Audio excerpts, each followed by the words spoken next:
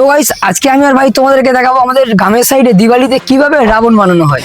আর শুধু এটাই না, আমরা রাত্রে এই রাবণটাকে জ্বালিয়ে দেখাবো। ইয়েস, তো চলো তোমরা ভিডিওটা দেখতে থাকো। আর গাইস এই রাবণটা বানানোর জন্য আমাদের দরকার লাগবে কলা পাতা, তাই আমরা এখন যাচ্ছি কলা বাগানের দিকে।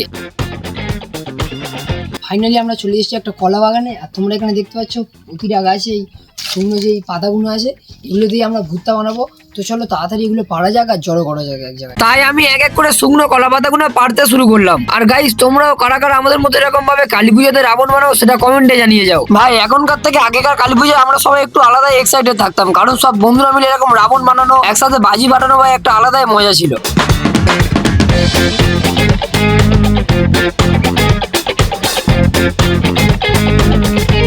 তো গাইস আপাতত আমাদের এতক্ষণ ধরে এই কটাই কলা বাসখানা পাড়া কমপ্লিট হয়েছে।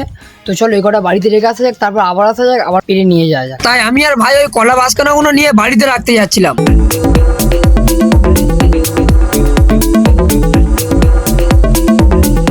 তারপর বাড়িতে এসে কলা বাসখানাগুলো রেখে গাইস মোটামুটি আমাদের কিছু কলা বাসখানা বাড়িতে রাখা হয়ে গেছে।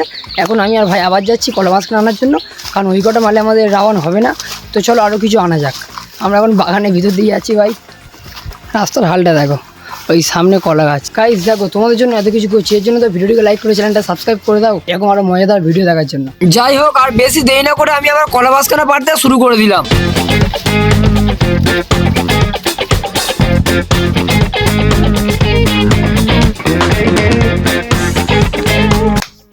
ভাই পুরো অবস্থা খারাপ হয়ে যাচ্ছে, ঘেমে ভাই পুরো চান হয়ে যাচ্ছে।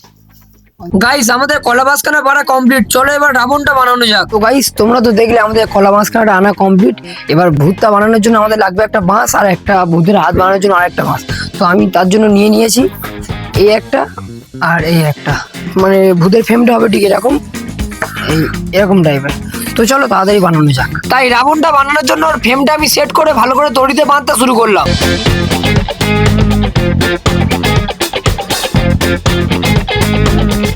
গাইস এবার দেখো রাবণের ফ্রেমটা বানানো পুরো কমপ্লিট। চলো এবার কলা বাসখানাগুলোর উপরে ভালো করে দিয়ে রাবণটা বানানো যাক।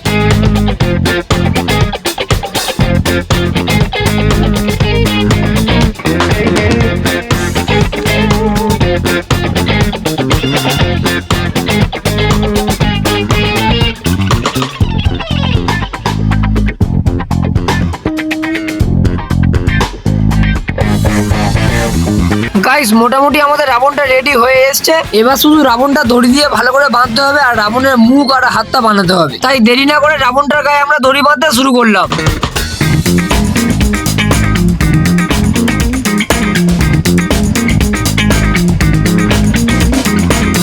গাইস এটা ছিল রাবণের মুখ আর এই দুটো ছিল রাবণের হাত। আর এটা কেমন হয়েছে তোমরা কমেন্টে জানাবে।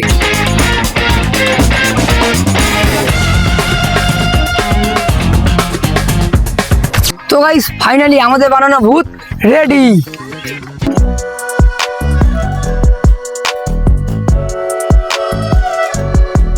A few moments later. তো গাইস ফাইনালি এখন হয়ে গেছে রাত, আর রাতের বেলা আমাদের ভূতটা কেমন দেখতে লাগে সেটা তোমরা কমেন্টে জানাবে। তো চলো এবার ভূতটা জ্বালানো যাক।